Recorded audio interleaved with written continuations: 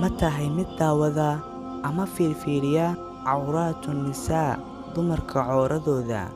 Jooji daawashada filimaanta xun, ha raacraacin oo ha fiirfiirinin cawraatu nisaa dumarka cawradooda.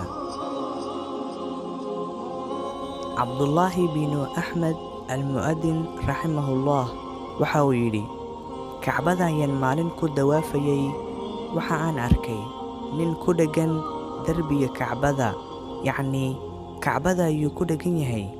Waxa uuna leeyahay, Allaahumma akhrijnii min addunyaa musliman. Allow iga saar adduunkan anigoo ah muslim. Sidaa ayuu ku celcelinayay, kama siyaadinaynin oo wuu ku celcelinayay, wuuna oonayay oo ilin ayaa ka socotay.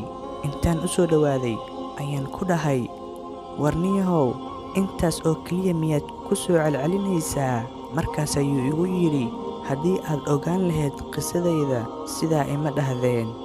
Waa maxay qisadaadu? Waxa uu yidhi, waxa aan lahaa 2 walaalo ah oo mu'adiniin ah, yacni masaajidda ka aadaama. Mid baa wuxuu aadaami jiray 40 sano. Markii nafta ay ka dhacaysay, waxa uu yidhi, ii keena kitaab Qur'aan ah. Markii loo keenay ayuu qabtay. Waxa uu yidhi, ashhadu annii barii'un min haadaa. Waxaan qirayaa inaan beri ka ahay kitaabkan. Inna lilaahi wa inna ilayhi raajicuun. Markaas ayay naftii ka baxday. Waa nin aadaamaya 40 sano. Ciddii oo dhan ayaa ka yaabtay oo ooyin la dhacday. Qaatumo xun ayuuna ku dhintay. Kii kale oo walaalkii ahaa oo 30 sano aadaamayay ayaa asna markii uu dhimanayay isla sidii oo kale sameeyey. Kitaab Qur'aan ah ayuu qabtay. Markaas ayuu dhahay, markhaati iiga noqda inaan kan beri ka ahay. Markaas ayaan ku dhahay, walaalaha dembi ma ku taqaanay?